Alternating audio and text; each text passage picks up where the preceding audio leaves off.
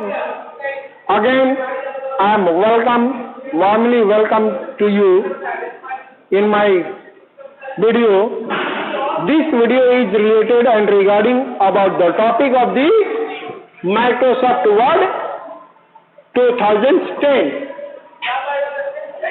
Okay, मैं फिर से बोल रहा हूं कि मैं अपने सभी समस्त विद्यार्थियों का अपने सेंट्रल पब्लिक स्कूल की तरफ से हम सभी आप लोगों को स्वागत करते हैं। आज का जो टॉपिक है, आज की जो टॉपिक है वह माइक्रोसॉफ्ट वर्ड 2010। 2010 क्या है? तो 10 एक प्रकार का वर्जन है। वर्जन मतलब जनरेशन। एक जनरेशन दूसरी जनरेशन से एडवांस होता है ना, तो जैसे जैसे हमें जरूरत पड़ा वैसे वैसे हम अपने एप्लीकेशन सिस्टम में, एप्लीकेशन सॉफ्टवेयर के सिस्टम में विभिन्न प्रकार के फीचर्स इंट्रोड्यूस करते गए हैं और समय दर समय हमारे लिए इजी होते गया है। जैसे कि आज के मोबाइल में भी आपने देखा होगा कि आज से 10 साल पहले वाला मोबाइल और आज के मोबाइल में कितना अंतर है। आज से 10 साल पहले लोग नोकिया का छोटा सा मोबाइल रखते थे, आज सबकी जेब में एंड्रॉयड फोन रहता है। वो क्या है? Generation is the technical difference between one generation to another generation. Okay, so हमने अपने लास्ट वीडियो में ये बोला था कि Microsoft Word is the part of Microsoft Office. Microsoft Word is the part of MS Office. Okay, MS Office is the package. MS Office is a package. Microsoft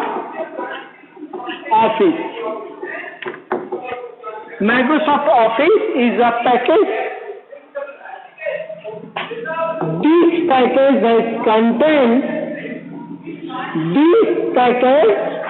has contained by the MS Word,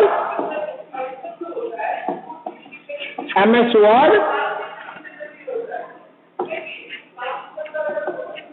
Excel,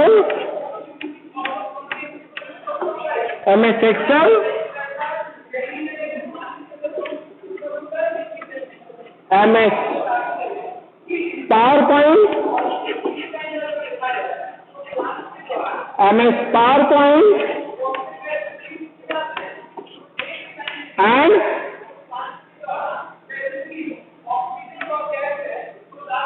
Access.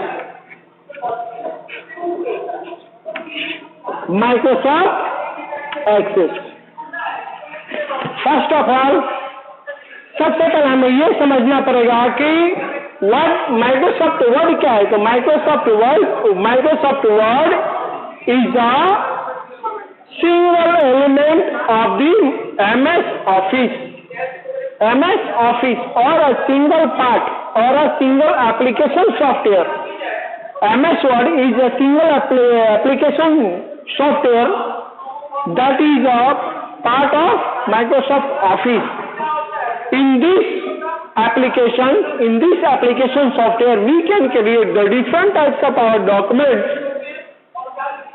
In this application software, like MS Word, we can create the different types of documents like Word, like letter, application, statements, resume, that may be anything. Okay? And Microsoft Excel is another part of MS Office. Okay, MS Excel, this is a very important application software. In these types of application software, we can create all types of numericals, data sheet with the text types of document, मतलब मैं आपको ये बात कहना चाहता हूं कि data तीन प्रकार के होते हैं। ये जो माइक्रोसॉफ्ट वर्ड है, इसमें हम लोग केवल लेटर एप्लीकेशन तैयार कर सकते हैं MS एक्सेल में हम लोग विभिन्न प्रकार के न्यूमेरिक मतलब संख्या पर आधारित कार्यों को कर सकते हैं और उसमें हम लोग लिख भी सकते हैं। कौन सा लिख सकते हैं? नंबर भी लिख सकते हैं और अक्षर भी लिख सकते हैं, मतलब दैट्स में भी न्यूमेरिकल और textual. Okay, and this one MS PowerPoint is another, मतलब third part of the MS Office. MS Office, PowerPoint is another part of the MS Office, and PowerPoint is used to create the presentations. PowerPoint is used to create the presentations in effective manner. In effective manner, मतलब power point का प्रयोग हम लोग विभिन्न प्रकार के presentations को तैयार करने के लिए करते हैं जो ऑडियंस में इफेक्टिव वे में हो।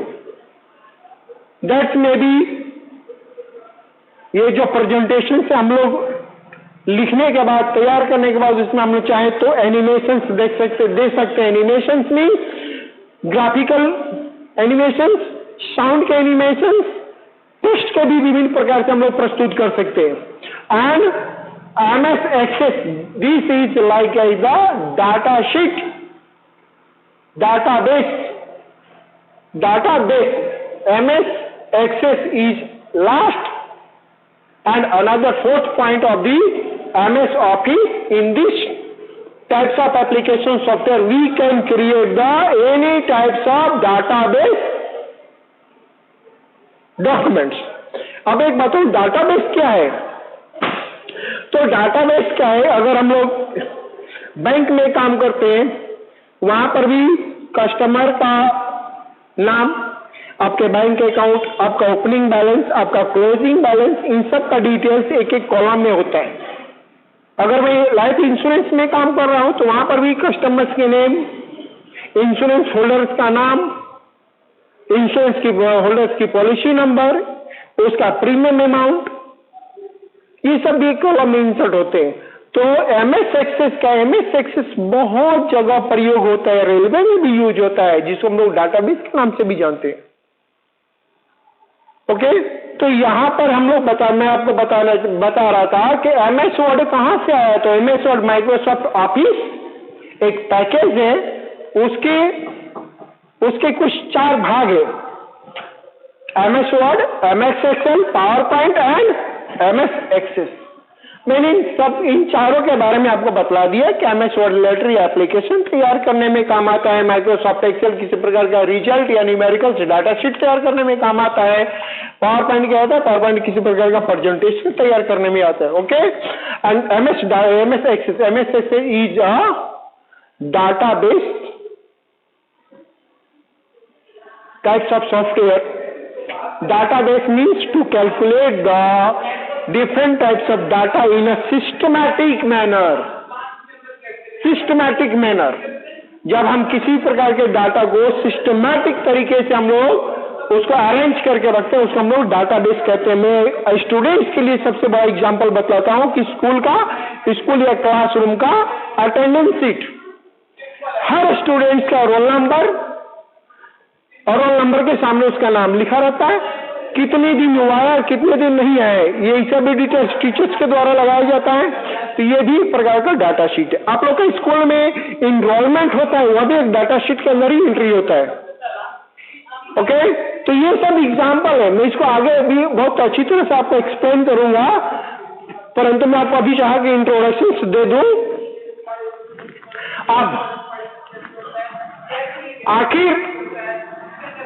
आखिर हम लोग बोले कि माइक्रोसॉफ्ट वर्ड को यूज करने के पीछे कारण क्या है, वो कौन सी सुविधा, वो कौन सी विशेषता, वो कौन सा गुण है जिसको हम लोग माइक्रोसॉफ्ट वर्ड को हम लोग प्रेफर करते हैं यूज करने के लिए। तो अगर मैं इसमें सबसे पहले बोल दूं, मैं सबको इसको थोड़ा मिटा रहा हूं ताकि आपको डिस्टर्बेंस ना हो।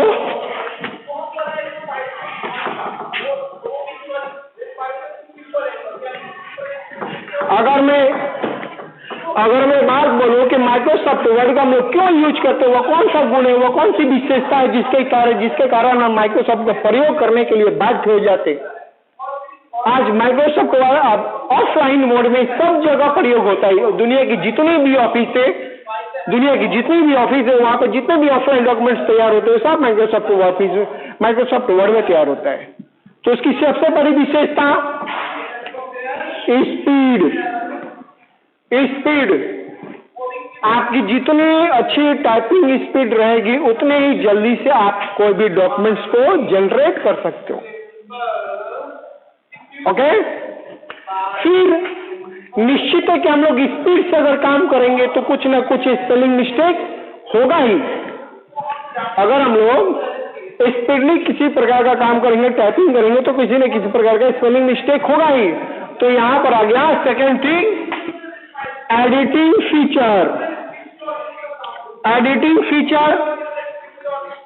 फीचर मतलब कोई स्पेलिंग जो हमने एरर लिख दिया उसको डिलीट करना।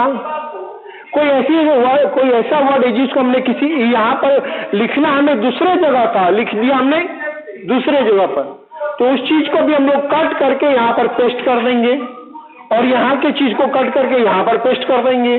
तो एडिटिंग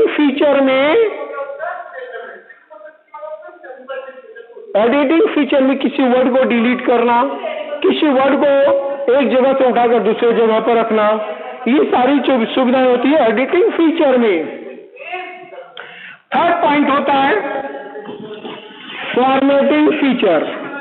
फॉर्मेटिंग फीचर मीन्स जो भी आपने डॉक्यूमेंट्स तैयार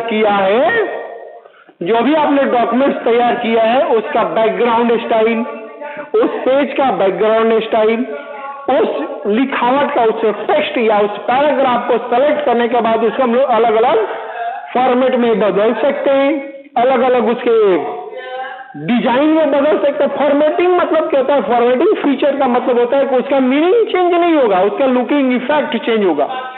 लुकिंग इफेक्ट अगर चेंज होगा तो निश्चित है कि वो ऑडियंस के लिए इफेक्टिव होगा, प्रभावशाली होगा। ऑडियंस उसको देखते और पढ़ते हुए कभी बोरियत नहीं महसूस करेगी। ओके, तो ये फॉर्मेटिंग फीचर मीन्स डॉक्यूमेंट्स का पेज का बैकग्राउंड चेंज करना, पैराग्राफ का कलर चेंज करना, फॉर्मेटिंग फीचर कहलाता है। अब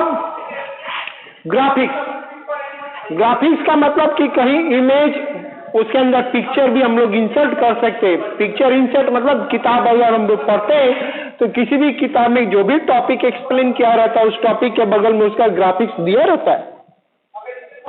तो एमएस वर्ड क्या करते हैं?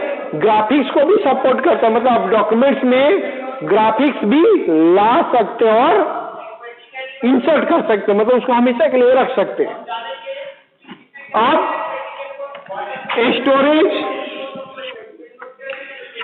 स्टोरेज मतलब कि माइक्रोसॉफ्ट वर्ड में किसी भी डॉक्यूमेंट्स को जनरेट करने के बाद जब तक जिस समय तक चाहे हम लोग उसको स्टोर कर सकते हैं for the further usages. Okay, फिर OLE object linking and amending. अगर मैंने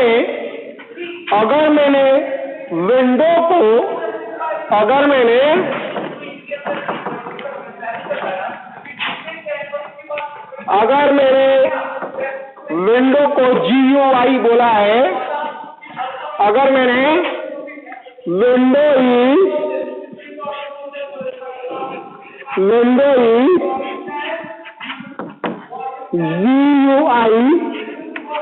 GUI operating system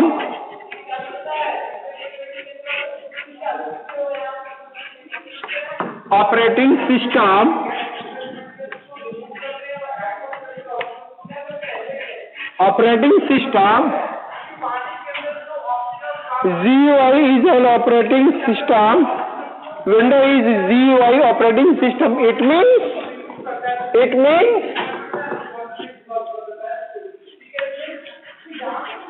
this means that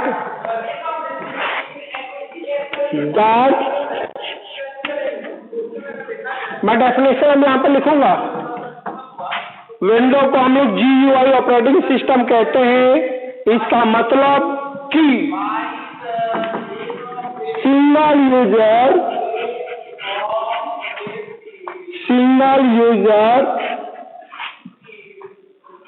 and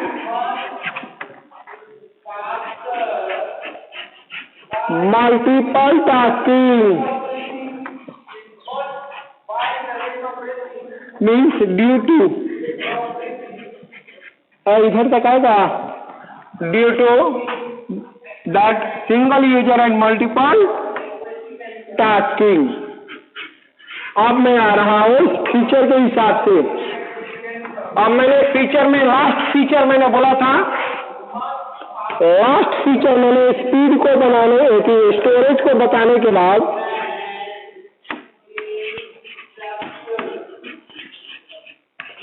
storage को एक्सप्लेन करने के बाद मैंने आपसे बोला था OLE, ऑब्जेक्ट लिंकिंग अमेंडेंट। इसको मैंने बोला था, इसका मतलब यहां पर क्लियर हो रहा है कि एक व्यक्ति एक समय में अनेकों काम कर सकता है, अनेकों काम कर सकता है। तो हमने मान लो कि MS वर्ड में हमने डॉक्यूमेंट्स बना दिया, MS वर्ड में हमने कोई डॉक्यूमेंट्स बना दिया, MS वर्ड में हमने कोई डॉक्यूमेंट्स बना दिया, परंतु इसका मीनिंग हमें समझना है। तो इसमें बोला कि एक समय में एक व्यक्ति एक से ज्यादा काम कर सकता है। तो यहाँ पर ये टॉपिक क्लियर हो रहा है कि MS वर्ड में रहते हुए हम किसी दूसरे एप्लीकेशन सॉफ्टवेयर में जाकर ये दूसरे एप्लीकेशन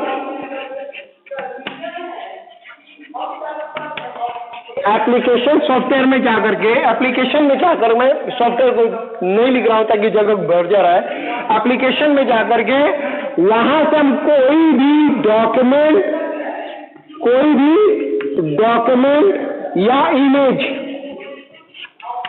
दोनों में से किसी को भी हम लोग यहां से उठा करके यहां पर इंसर्ट कर सकते हैं।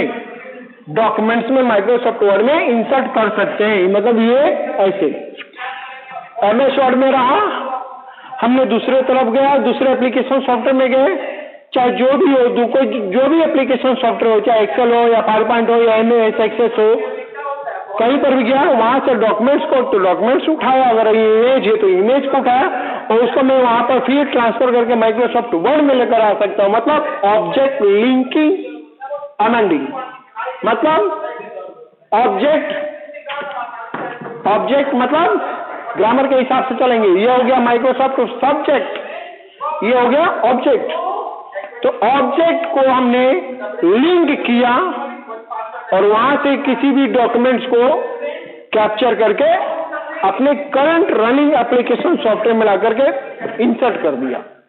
तो ये हो गया हम लोग का फीचर। ओके, मैंने कौन कौन सी फीचर बतलाए, मैंने एक बार मैं दोबारा लिख देना चाहता हूं। Feature of MS word, feature of MS word, feature of MS word. First is speed, second editing feature, editing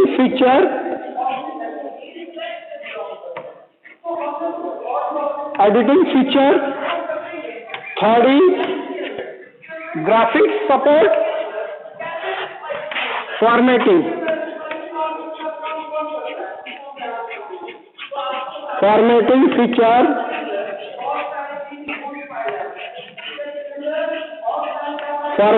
feature. Fourth is graphics support,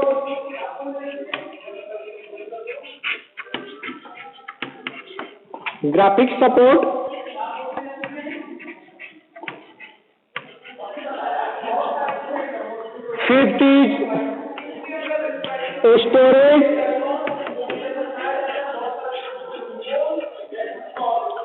and lastly